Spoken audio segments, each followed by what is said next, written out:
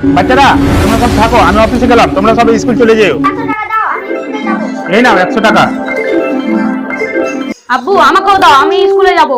এই নে 100 টাকা নে। আব্বু আমি আপনাকে অনেক ভালোবাসি। না তোর থেকে আমি বেশি আপনাকে ভালোবাসি। না আমি বেশি ভালোবাসি। না আমি। বাচ্চারা তোমরা দুজন ঝগড়া করো না। না বাবু, আপনার এই ছেলে বেশি আপনাকে ভালোবাসে। আমি তো অর্জুনকেই ভালোবাসি, কাল আমি পরীক্ষা নেব কে আমাকে বেশি ভালোবাসে। ঠিক আছে আব্বু।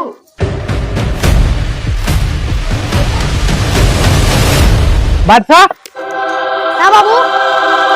স্কুল থেকে কি বাচ্চারা ফিরেছে? হ্যাঁ বাবু, বাচ্চারা এখনই স্কুল থেকে ফিরলো। যাও ওদেরকে ডেকে নিয়ে এসো। ঠিক আছে বাবু।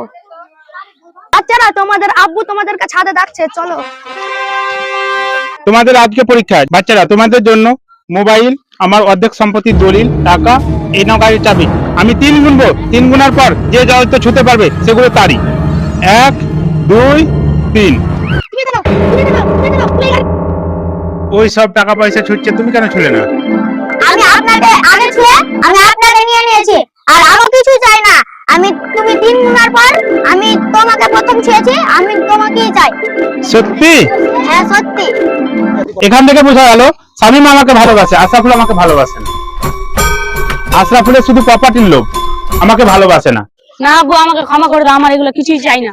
বাবু, সব সন্তানের একটু ভুল হতে পারে, আপনি ওদেরকে ক্ষমা করে দেন। না, আমি তোমার উপর রাগ করি, আমি তোমাকেও ভালোবাসি। বাবা কোনোদিন ছেলেদের উপর রাগ করে থাকতে পারে না। বন্ধুরা, এই ভিডিওটা কি বুঝলেন অবশ্যই কমেন্টে জানাবেন।